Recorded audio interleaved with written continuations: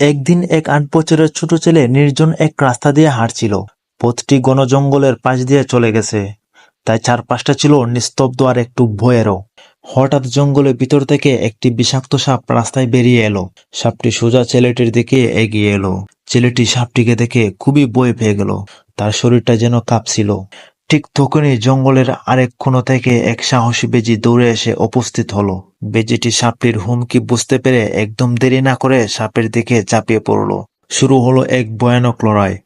সাপটি চুবল মারার চেষ্টা করছিল, কিন্তু বেজি ছিল খুবই দ্রুত আর বুদ্ধিমান। কিছুক্ষণ লড়াইয়ের পর বেজিটি সাপটিকে পরাজিত করে মেরে ফেলল।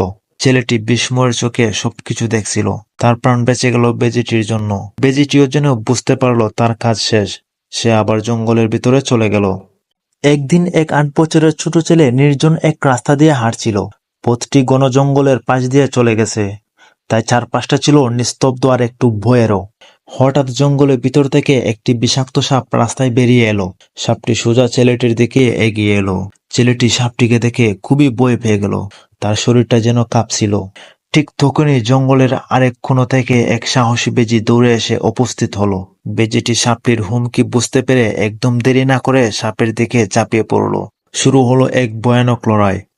সাপটি চুবল মারার চেষ্টা করছিল, কিন্তু বেজি ছিল খুবই দ্রুত আর বুদ্ধিমান। কিছুক্ষণ লড়াইয়ের পর বেজিটি সাপটিকে পরাজিত করে মেরে ফেলল। ছেলেটি বিস্ময়ের চোখে সবকিছু দেখছিল।